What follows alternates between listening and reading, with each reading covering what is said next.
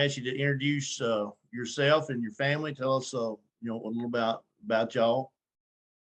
Okay. So yes, my name is Travis Ammon, and this is my wife, Victoria, my older daughter, Logan, and then our younger daughter, Gracie, is not on the screen. She wasn't feeling well. So a little bit about us. Me personally, I am born and raised in the Louisville area. So that is the short version of me, I guess. I came to be a Christian when I was 15, and then the Lord has just used me to do different things, worked camp, done some different internships and full-time ministry positions as a youth pastor in South Carolina and in Texas. And then about 2 years ago this summer, we moved out here to Gdansk, Poland. And we'll talk more about how we got here in a second, but I'll let them kind of introduce themselves a little bit more too. Hi, I'm Victoria. I am an English teacher here in Poland, and compared to Travis, I grew up in a Christian family because my sister goes to church there. And so you might see my dad around, but I heard the gospel at a very young age, and I became a Christian at 9 years old and have been walking with the Lord since then, and knew in high school that missions was a huge part of my heart and desire to serve the Lord. And so Poland came up on the map whenever I went to college. And so that gave us a connection to moving here many years ago, 13 years ago, that connection. And then through over the years, just praying that we would serve the Lord. However, and we moved from Kentucky to South Carolina, and South Carolina, we were serving at a church there, and that is where we met our daughters, Logan and Gracie, and we adopted them there. And after that, we moved to West Houston and served at a church there for a few years before coming over here to Poland. I'm Logan. I don't know what else to say. You could say how old you are. I'm 15.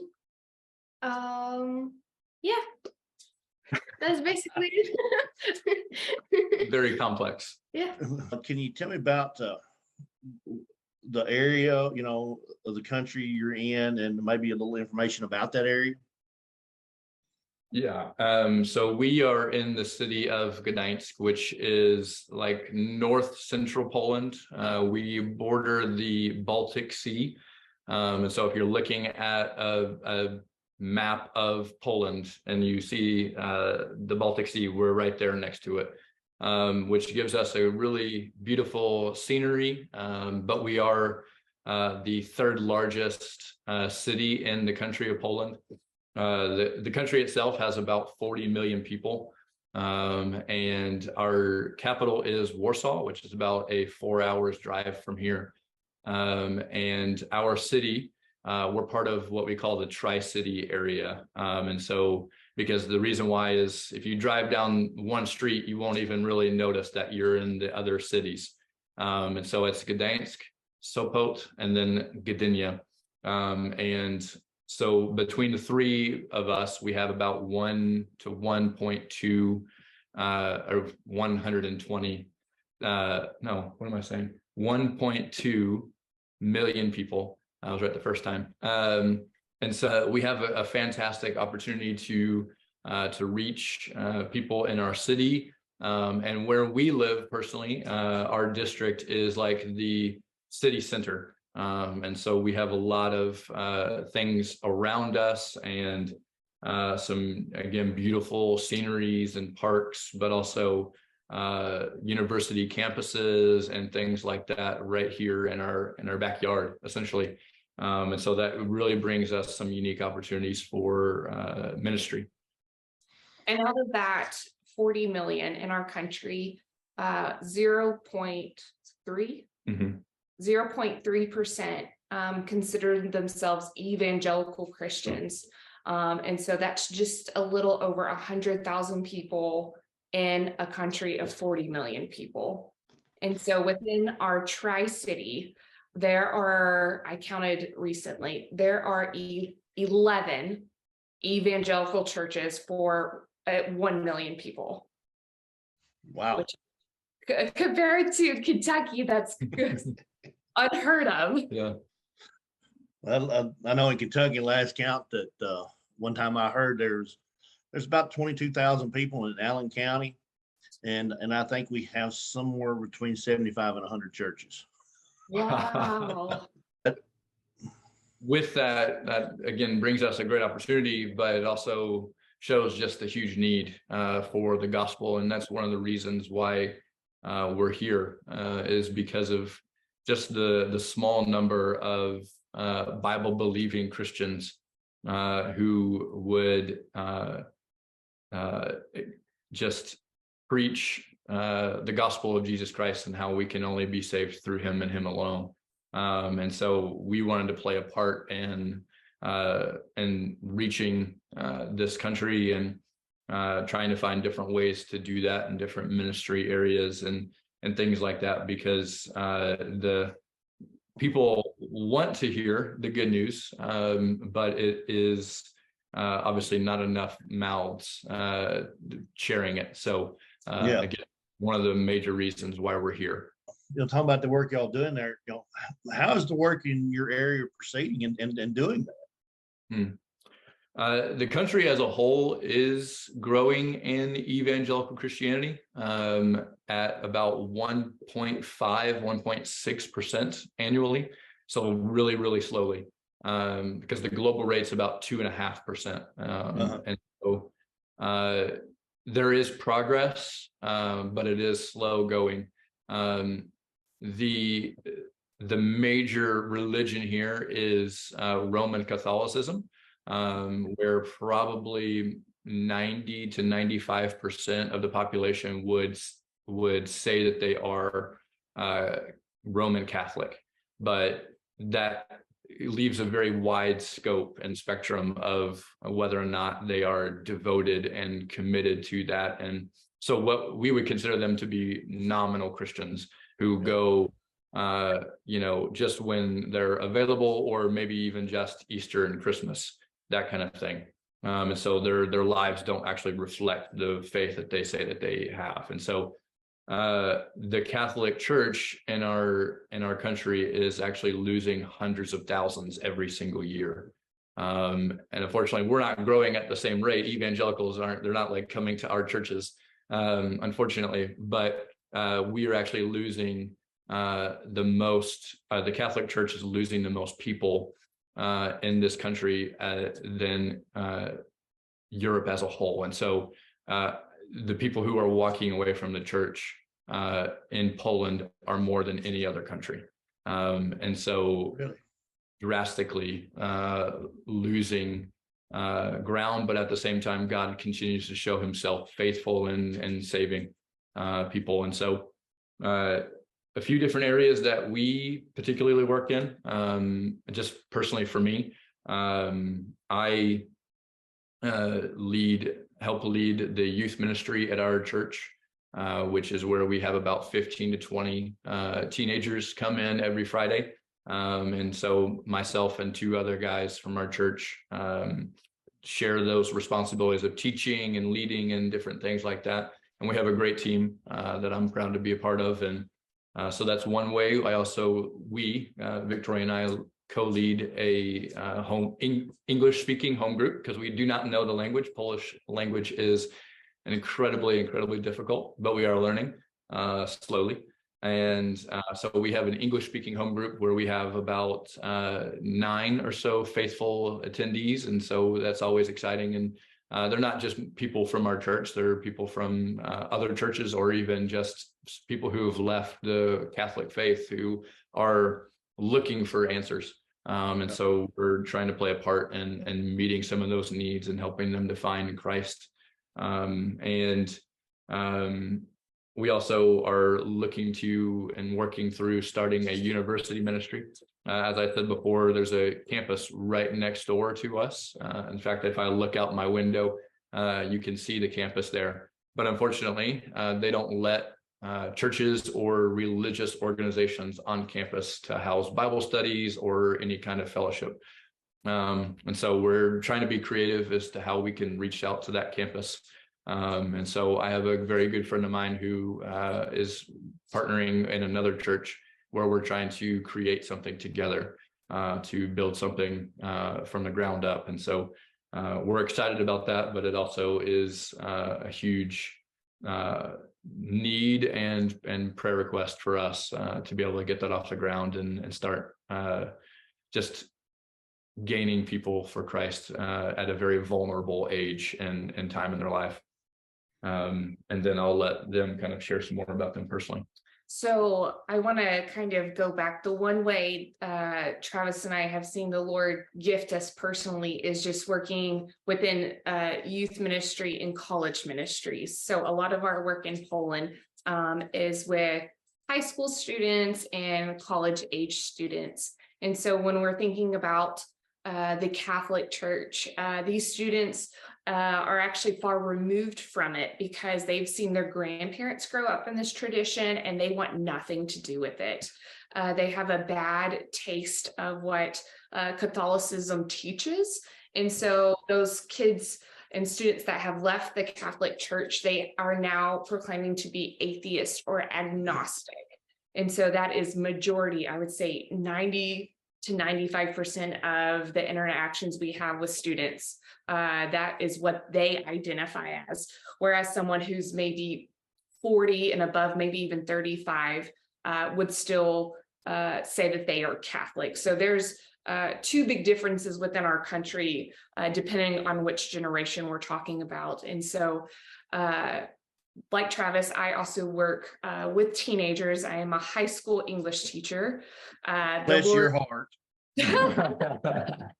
You know, I actually love my job. I might be crazy, but yeah, I had no plans to be a teacher even when I was young. I never saw myself, but you know, the Lord teaches us and grows us. And I was a teacher in the States, primary or elementary school.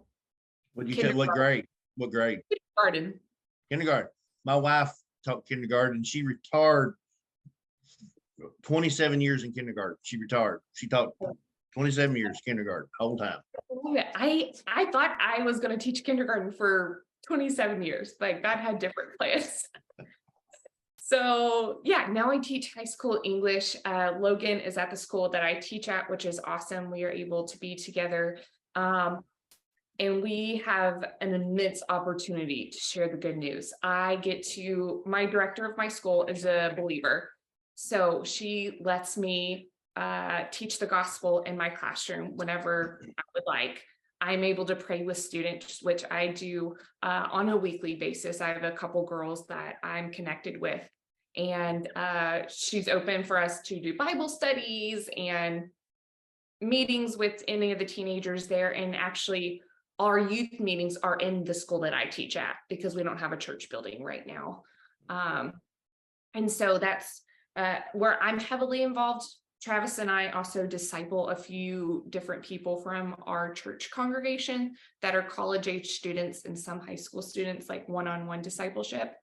And then Travis is looking to come teach part-time at the high school that I work at as a Bible teacher this fall. So that's some of our ministries. Logan, do you want to say anything about our school? Yeah, well, I did want to ask Logan one question. Really, I got a question for Logan. Is how do you feel about having mom in the school with you? It's nice. I think I know how my kids work having mom in the school, with them. And plus, I also drive a school bus for the school system here when I'm not here at church. So, our kids got hit from both directions, yeah, I would say most kids think like, oh, my parents are in the same building or school as me, as my teacher, but I actually really like it. I think it grows our relationship because we're together more often. And also I think I'm more comfortable at school because she's there. Since I go to a Polish school, it was really hard to start, getting to know people or whatnot. So one thing that really helped me was her being there. So I would say Good. Whatever she paid you to say that, I'll match it if you'll tell me the truth. We did not show her these questions beforehand. You know. No, and she might change her mind if and when her dad goes and teaches Bible at the school. So a lot more than me. So, and that's who doesn't. So I'm used to it. Well, a little bit about mine. My two oldest sons, one soon be 30, and because he's been graduating now 10 years, I guess, 11, something like that. And the other one, he's 26, and he's been out a few years. Then we have a 17-year-old daughter. She will be a senior next year. Yeah, I tell people, it's kind of like one of those. They go in their room, they come out to eat and hiss at you like a cat, and then they go back. But yeah. But it's good to hear that you, Logan, enjoy having your mom there at school. And that's great. And tell me a little bit about the people in that area, where you're working. What about the people? I mean, y'all from Kentucky, guys, you know what Kentucky people are like. And and even when you go, I tell people, if you go east of I-75 in Kentucky, the culture changes, for people. But what's the people like in the area y'all are at? That's a funny question. I think, well, Yeah, go ahead. I'm not really sure how it is compared to other Polish cities, but like Gdansk as a whole, I I think I identify Polish people as people are in Gdansk. I would say overall they're kind of like, they're very shut off. I would say very, very introverted. But I would say also in our like Christian community, they're a lot more open, they smile, things like that. But if you go walking on the streets, they do not smile. And if you smile at them, they will give you a look. Really? So if I came over there and I was walking down the street, which I'm just the type, I meet somebody, I say, "How you doing?" Just out, I don't know them, I just out of the blue, "How you doing?" That they would look at me real funny, huh? Uh-huh. Yes. Well, one, because you're speaking English. Two, because That'd be true. But and then well, if I ever got to come over, I might try to learn "How you doing" in Polish. Yeah, I think it's just, that's part of like cultural differences between like Americans and Polish people. But they're very shut off. But once you get to know them, I would say they're very straightforward in a loving way. usually. People but Yeah. yeah. No, That's pretty much, I would say that sums up Polish people. I would definitely agree. I think people are pretty closed off. I think that's a pretty valid way of describing the people. And then I think that's a history part too. yeah, exactly. Yeah. Most of it comes from their history. Yeah. That's the fact that they have just been through so much in their history. They've been under German occupation for years, and then they were under communist occupation for years. And then they just gained their independence in 1989. Yeah. So within the last 35 years, they have kind of gotten their own identity and things like that. But because of the things that they've gone through, it makes them very hesitant to trust. And so that's where that closed offness comes from, I think, that we continually have to be breaking down the barriers that they put around themselves as a protection. It's almost say it makes it hard to build those relationships where you can have a conversation with people about the gospel. Right, absolutely. And so that's, I think, probably one thing that is beautiful about the Polish people, but also makes ministry, as you said, a little bit more difficult, because street evangelism does not work here. People are not going to take you seriously or listen to you, or even if they do listen to you, they're thinking through, can I not trust you and what you're sharing with me. And so that's where we have to go in and personally build relationships with people through just different avenues that you again have to be kind of creative with, and then once you have a a stronger foundation relationally, then you can start to bring in the gospel into your conversations or into your relationship, and really finding out where they come from, what they believe, those kinds of things. And so that's been a big battle, I guess, for us and our ministry. But again, we kind of knew that going into it, and so wasn't shocking. But I think that's probably the biggest thing about the Polish people that we've noticed, other than that they can be very straightforward, sometimes Mhm. blunt. And it's not because they're rude, it's just that's how they have, learned. That's just how they are. So That's yeah, it. I cry a little on the inside, but then I just keep going. It's okay. We have So, Gracie here now. No, what's her name again? Gracie. Gracie. Hi, Gracie. Is your head feeling any better? Yeah. Good. Well, now how old are you, Gracie? I'm good. How old are you? Oh, how old are you? I didn't hear. How old she say? 10. 10. Okay, good. Well, I'm glad your head is feeling better. Thank you. But anyway, well, what are some I don't know if I asked you this question. Did I ask you about what your future plans are? No, not yet. Okay. So what, because we're talking about people, what are your future plans and things you're hoping to get done there? I know you've talked about that a little bit already, but if you just. Yeah. For me personally, the biggest thing is to get this university ministry off the ground.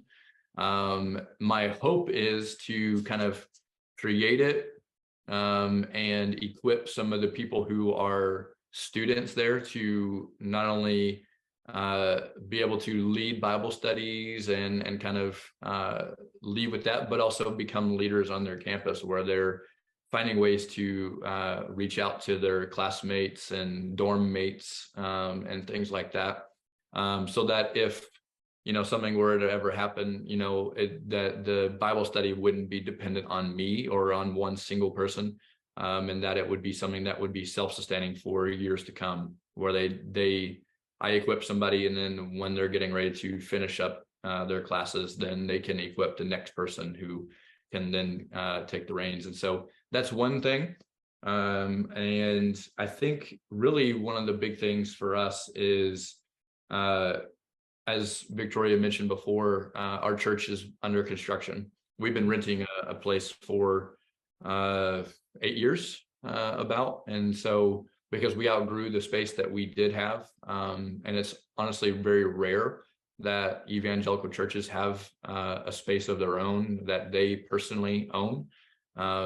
We were incredibly blessed as a church to get that. And so the church is under construction. We are praying that it would be finished by the end of this year, 2023. But once that church is finished and able to be used, we would love to open it up for all kinds of different ministry opportunities, not just for ourselves, but for the community. One thing that we are passionate about in our family, but also in our church, is biblical counseling. We think that there is a huge need, not only for counseling, but to come from the gospel, the hope of Christ, that is the only thing that can truly change lives and hearts and marriages, all kinds of things. And so we would love to use that space. In fact, I was talking to my pastor just a few weeks ago, and he says that our city has the highest rate of teenage suicide attempts in the country. Really? And so we want to meet that need, both as a church, but us personally, because of our hearts and work in teenagers and college students. And so we not only want to reach out to our university campus, not only to the campus that Victoria teaches English, but if we can just get into schools and just open up people's eyes to the fact that the church is here to help and to love people. and love them through some things that can be really difficult that they might be walking through. And so that's two of the biggest ways for us personally, or for me personally, that I would love to see the Lord do in the future. Yeah, we have a 5-year commitment that we said from the beginning, just to give us a timeline, but also kind of keep us accountable for being here in Poland. And so we're about to come up on 2 years of 5 years. And at our 5-year mark, we will evaluate ourselves, our ministries, and if Lord willing, he will have us here maybe another 5 years, or maybe he will send us back to the States. We're not sure on that, but our goal is to serve our church well with all these different ministries. And like Travis said, the church building is our biggest thing that we're waiting on.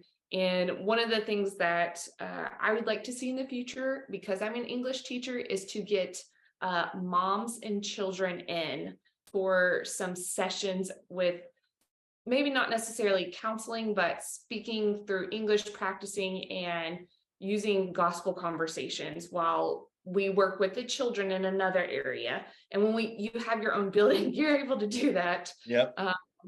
And so I've been talking with our pastor's wife about an opportunity like that in the future, but we're waiting for the building. And so, yeah, a lot of it depends, I think, on that. Yeah. And one of the, How's the building going? so I actually met with the pastor earlier today, and What was his name again? The one I met? Adrian or Adrian, he goes by Adrian. either.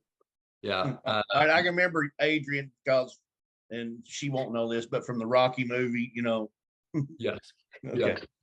Yeah. He does actually get that reference. I've done it. I've tried. Oh, have you? Okay.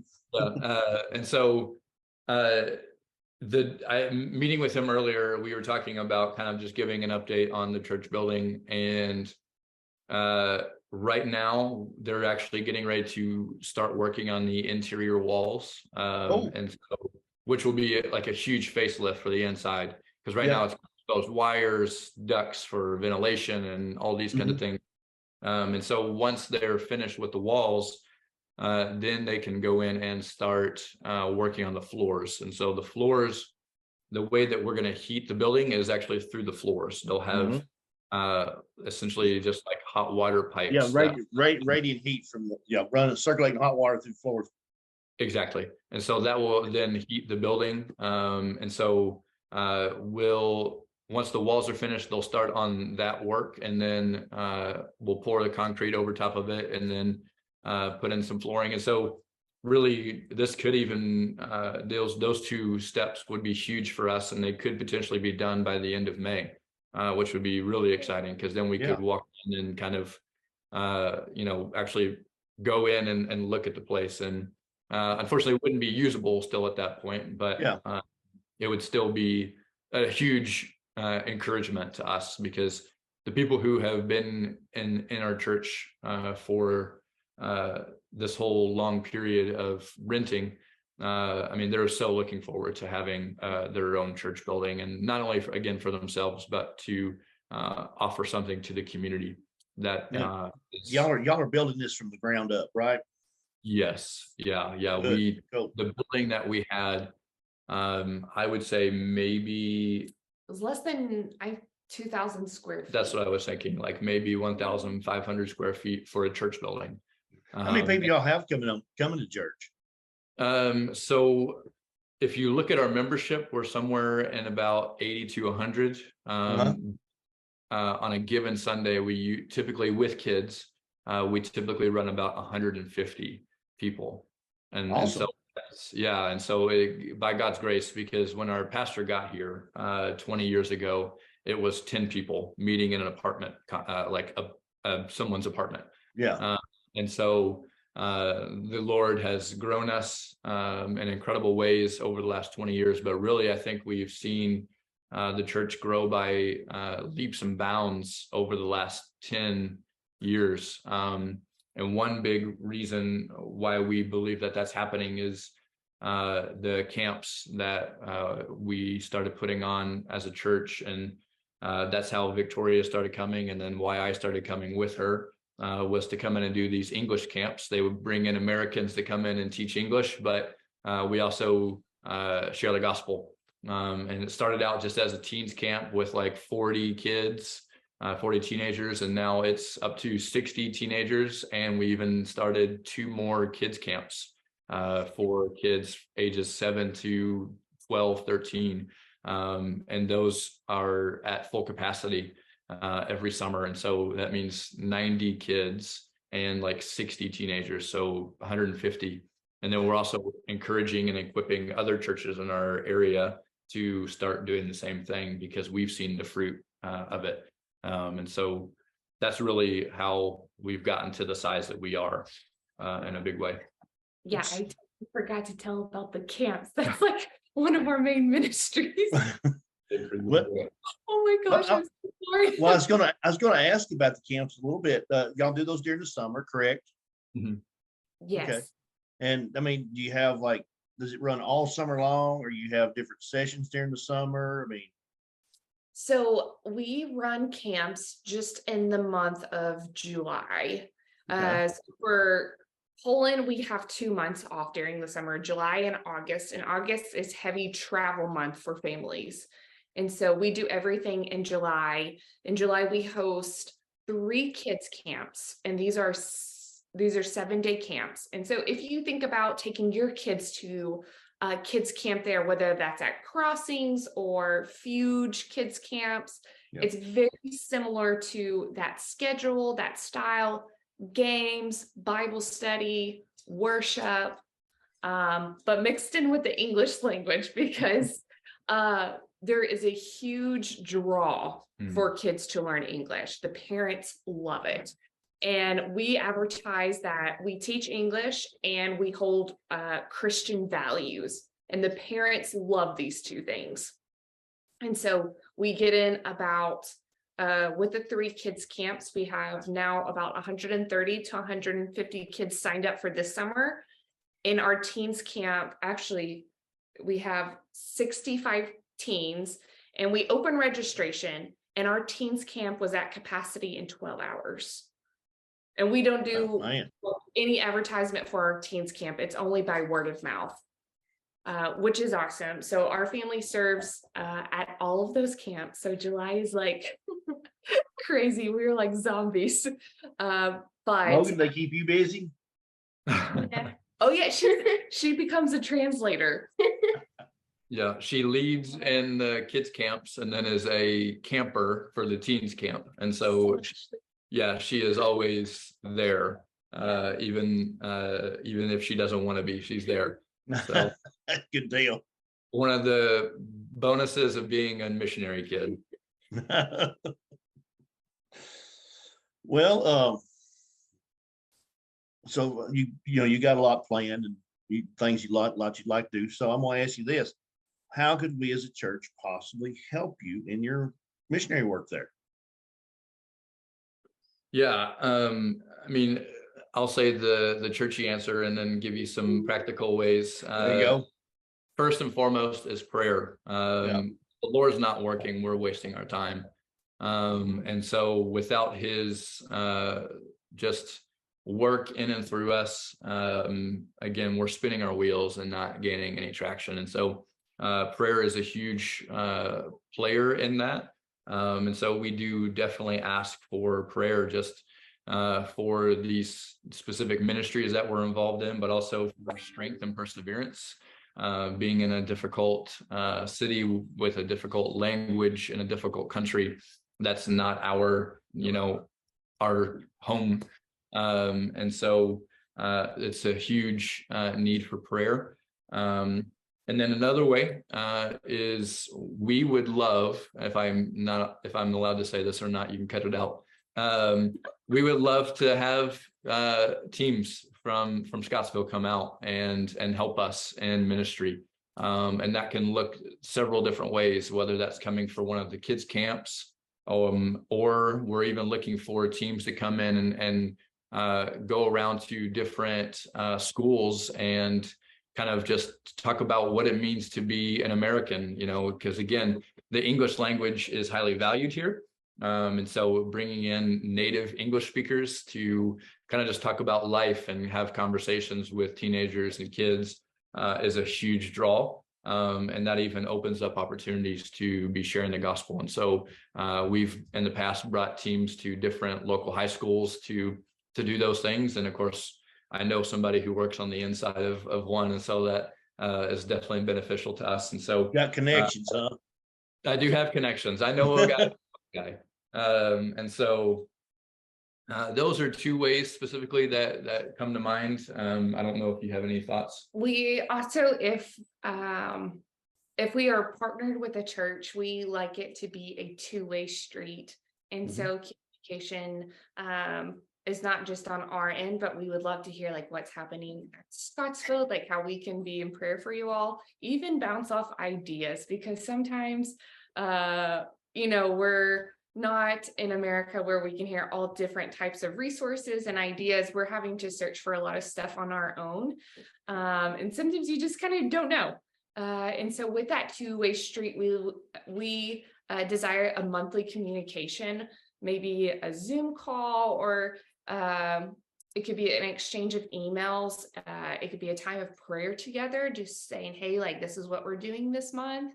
What are you all doing? And to share those things with each other, because maybe you all have met some missionaries. Oftentimes we can feel lonely over here and just not a connection with the American church that we came from. And so it's taken us like almost this long to realize that, and to tell churches, hey, if you all want to be with, like, connect with us, we want to connect with you all, and let's do this together. This ministry, this global ministry of sharing the gospel of Jesus in this way. Well, I'll just tell you, I'm really hoping that is something that we can do. I honestly mean that, because I don't know if I told you, Travis, or not, but my wife, her youngest sister, okay, they were missionaries in Russia, in Ekaterinburg, Russia, for about 3 or 4 years. And I know some of the struggles they went through. They're not there now, but she had a hard time. They had one child born there. She actually has dual citizenship. She's a Russian citizen and an American citizen. And she's Logan, she's about your age. Matter of fact, she may be getting 16, but I don't know. She's about your age, Logan. And then we had kids born here, so she was missing those, and her dad had some health issues, and she was over there, and I know it's some things they struggle with, and so yeah, I understand, a little bit, what you're doing. So like I said, I'm hoping and would love to, hopefully say that, we're going to, I want to establish some kind of help partnership with y'all. Love to, can communicate, with y'all. I got some different thoughts that we can talk about later on. I know that y'all are going to be in July. Is that correct? Yes. Okay. And hopefully would love to get y'all to come visit us here at the church. People get to meet y'all in person. And Morgan, real quick while I'm thinking about it, my meeting won't be here till about 10:30, so we're good. I don't have to rush. But anyway, one more question I got for you, and I think we just touched on this a little bit. What are some ways we can help your family? All right, while you're there working, spreading the gospel and loving the people for Christ. What are some things, again, you talked about prayer, and setting up these communication. But girls, do y'all need anything? Great question. I think they wrote down a list of like. Listen, I'm used to that. Okay, I'm used to that. What do you think? Earrings? Would you like some earrings? I will go raid my daughter's drawer, you know. Please don't. She loves jewelry, but she has more than enough. Start with. Hmm. Is there anything Scottsville Church can help y'all with? Us or like our family? Either one. I think our family. You think our family?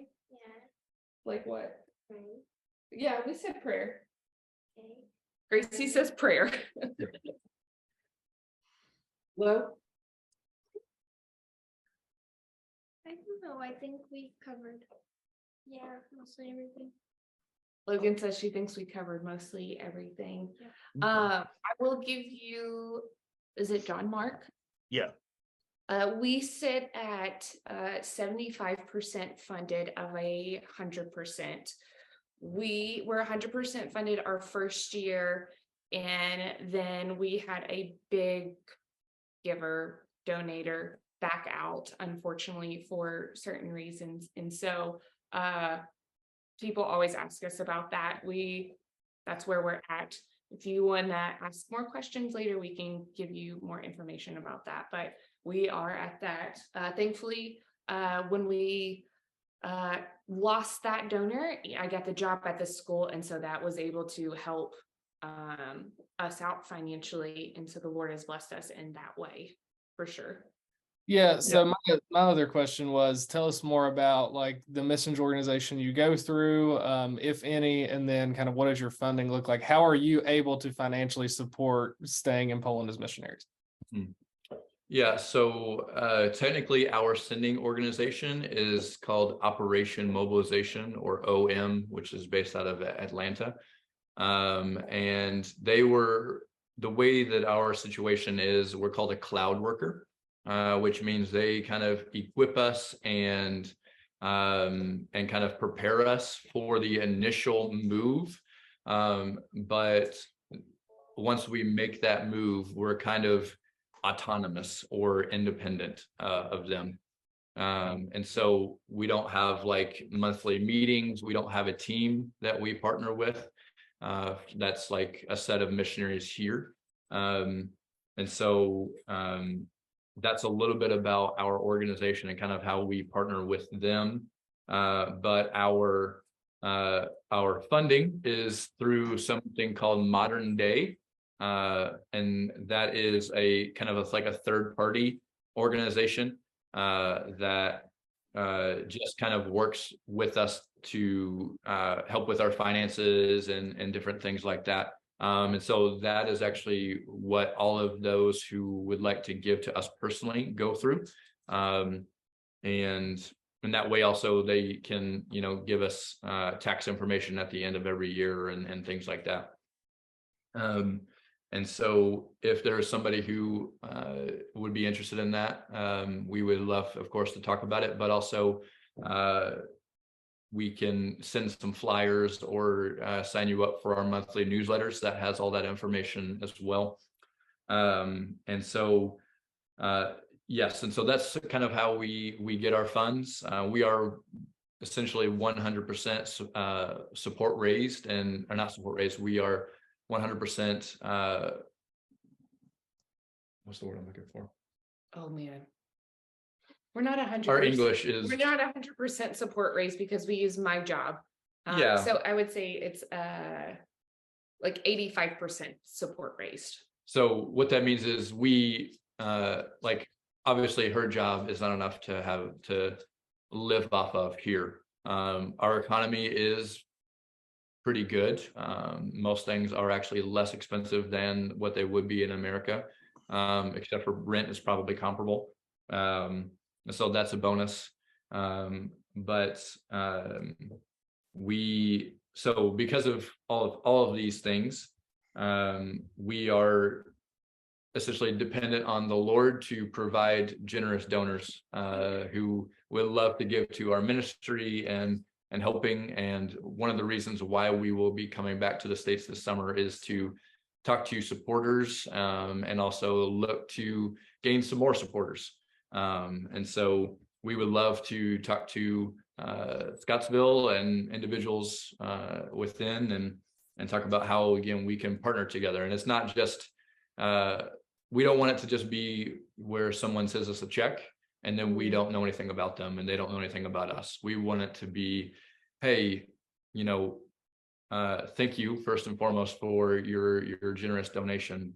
How can we pray for you? Here's how you can pray for us. Let's get to do this walk with Christ together, and build a partnership, a true relationship and partnership. And so, yeah, that's kind of a little bit about our organization and what it looks like for us partnering with them. And that's why we want this more of a communication with churches that we partner with, because unlike OM, who we don't have contact really with at all, we're just out here serving along Second Baptist Church, and we're not part of a team. We're just autonomous, which has its pros and cons to it. But also, we would love to have just that prayer and accountability through our supporting churches. Cool. And you know, like I said, yes, this is something as far as John Mark, I would love to do. Okay. I'd love to do it. Like I said, you know, I've had experience with families, you know, personally, you know, my own, who did what y'all are doing now. And I've seen, you know, the work that even, you know, people going short term, like you said, people come help. I've done some of those myself in the past. But and like I said, I really hope this is something that we can develop, you know, and I'm depending on Morgan some for, you know, help, you know, in getting this established. And so, like I said, hopefully we can work something out. I'd love to do this with y'all in some way. And you know, and I'm, you know, yeah, let's communicate. You know, let's set a time we can communicate. You know, regular. You know, whether we do have a partnership, you know, with the church or whatever, but myself personally, yes, I would love to continue to communicate. You find out how you girls are doing. You know, I know girls can be tough. All right, I raised 2 boys, and sometimes the girl is way tougher than the boys were. You know, but anyway, I want to tell you, I appreciate so much what y'all are doing there. I mean, you know, and taking the gospel to these people because they need it. And I do like the idea of bouncing ideas around. I mean, in the way a little bit you've already given me a little idea of something maybe might like to try to do here at some point. As Morgan will tell you, sometimes finding people to do those things can be a little tough. Yeah. But anyway, so let's plan on, you know, staying in touch. And you know, and I will say, if we can, you know, create, you know, a communication line, you know, Logan, Gracie, I would love for our youth and our children here to get to know y'all. That's something that I would love to see happen. And so maybe have some people y'all can communicate. You just, Logan, you can't take lessons from my daughter. Okay. I'm just kidding. Morgan will tell you she's a pretty good kid. Okay. Yeah, she's all right. She has this real bad habit though. Really bad habit. Yeah, as long as you keep her off the Dr. Pepper, she doesn't. Dr. Pepper. No Dr. Peppers. Is it Jaden? Yeah. Yes. Yeah, I know her. You know Jaden? Yeah, I visited your church a couple times and I met her. Oh, okay. That's so you. Yeah. Listen, guys. There's no male, I don't think, that can hang with her when it comes to a burp. Okay. She can rattle the rafters, right, Morgan? He's not kidding. I mean, it's kind of a problem sometimes. And I'll be honest, she gets upset about it because sometimes she can't control how it comes out. Yeah. Makes a dad proud. Yeah, I mean, that's what I say. You know, Daddy's sitting over here going, I got a fuss at you, but like, that's a nice one.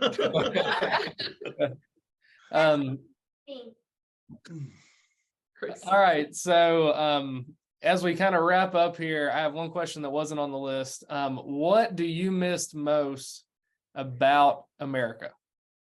So what is one thing you miss the most about America? Food. Food. Exactly. What is your favorite food you miss? Chick-fil-A. Chick-fil-A. English. Logan misses English. English. Trav. I think mine is probably like good, authentic Mexican food. I mean, food in general. Yeah. Not that we're not starving here. They have decent food, but they don't like the spices and Great place. tastes that we do. And so we've been spoiled growing up in America for good food. And so that's one thing that I miss. I do miss the English language, even though there are many people in our church that do speak English. Praise the Lord. I thought you were gonna say driving. Well, that too. We live in a very urban setting, and so there are crosswalks and stoplights every 20 feet. Or there'll just be a random bicyclist that just decides he's going to go across the street, and so I just ride my brakes constantly, which is frustrating. And I feel like I can't roll the windows down and blast country music the way that I could in America.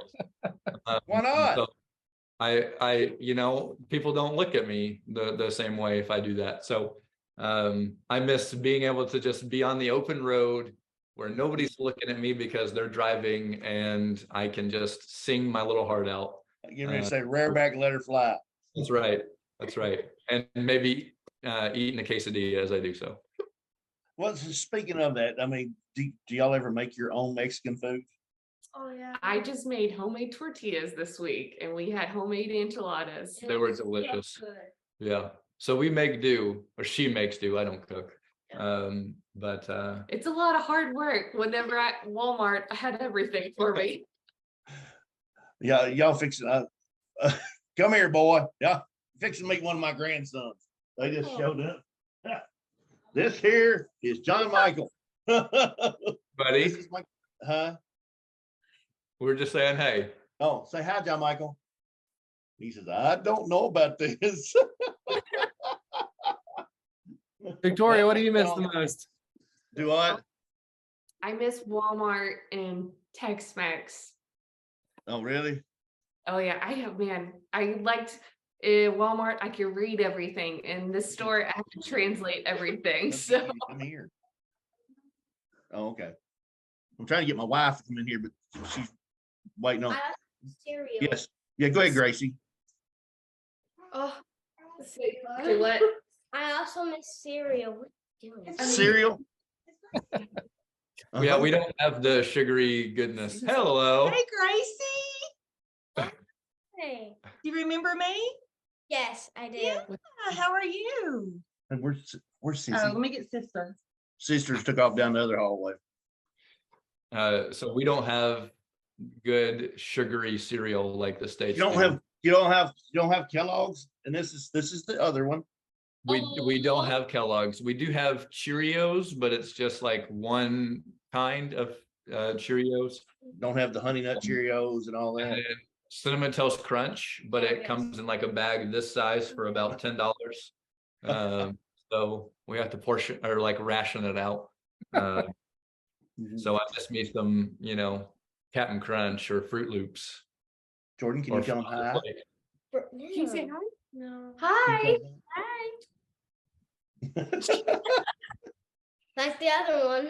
Same Yeah. look as the other. She's even more, a little bit shyer than the other. Cute. Yeah. Ooh, all right. Well, thanks for hopping on and talking to us. I've enjoyed it. I really have. I've enjoyed it. We have to, and then we appreciate you guys just showing an interest in us, and just to know, as Victoria was sharing, it can be lonely, living across the pond, as my father-in-law says, and so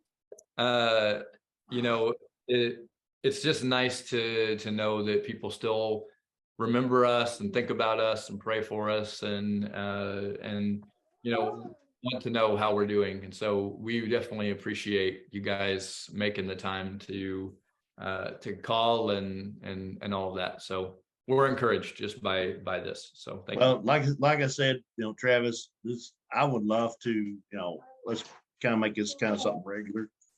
And hopefully we can figure out a way that the church can help y'all. I want to get y'all introduced to the church and all that. And but I have thoroughly enjoyed it today. Great. It was so nice to meet you. Yes, I will offer something too. I don't know if this would be a possibility, but if you guys wanted to bring pastors or elders or whomever over here just for a vision trip, we would love to show you guys our city and a little bit about our ministries and to kind of put some visuals to what we're talking about, because we could talk about why we love this place until we're long-winded and blue in the face, but seeing is a whole other thing. And Morgan and I have been talking about that a little bit. Maybe at some point we can actually do that. Yeah, I'd love to do that. Yeah, that would be fantastic. Or we'll just put you to work. We're the two. I've heard a little bit about Poland. You're talking about the driving. Of course, both my sons are in the Army National Guard, and my youngest son came to Poland about 2 years ago. Okay. And I forgot what part of Poland they was down towards Turkey, because they was flying out of Poland into Turkey, doing some training and flying back to Poland. So I don't. But anyway, but he was talking about the driving, the way people drive. So. Not only are the roads crazy, but the people are a little crazy. Yeah. They honk at you for not Do really. what? They honk at you. They honk at you. Yeah. Well, they do that here in Scottsville sometimes, dude. You don't know whether they're being friendly or whether you've done something other to aggravate them. If you come, just don't smile at anybody. We'll be all right. Well, I'm gonna be in a bad way then. I can't help it. No, That's